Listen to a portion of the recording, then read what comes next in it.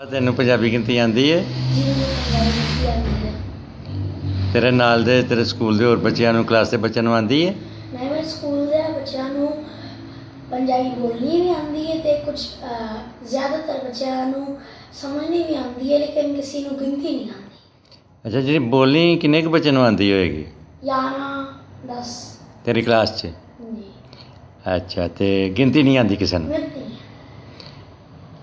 ਚਲੋ ਠੀਕ ਹੈ। ਹੁਣ ਤੂੰ ਜ਼ਰਾ ਦੱਸ ਕਿ ਪੰਜਾਬੀ ਗਿਣਤੀ ਨੂੰ ਤੂੰ ਅੰਗਰੇਜ਼ੀ ਦੇ ਵਿੱਚ ਅਤੇ ਅੰਗਰੇਜ਼ੀ ਗਿਣਤੀ ਨੂੰ ਤੂੰ ਪੰਜਾਬੀ 'ਚ ਟਰਾਂਸਲੇਟ ਕਰ ਸਕਣਾ? ਕਰ ਸਕਦਾ ਹਾਂ। ਅੱਛਾ, 39 ਨੂੰ ਕੀ ਕਹਿੰਦੇ ਨੇ?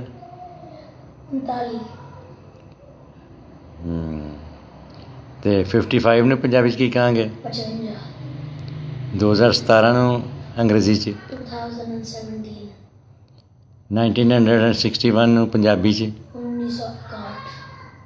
ਵਾਹ। ਹੁਣ ਤੂੰ 1 ਤੋਂ ਲੈ ਕੇ ਤੇ 100 ਤੱਕ ਪੰਜਾਬੀ ਗਿਣਤੀ ਗਿਣੀ।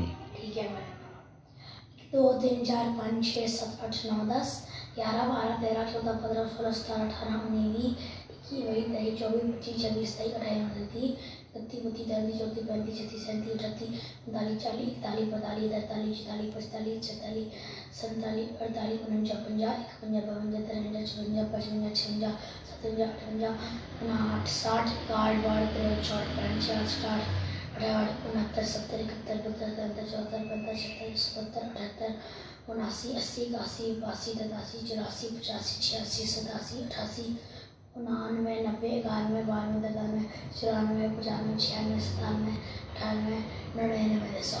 शाबाश, थैंक यू भाई।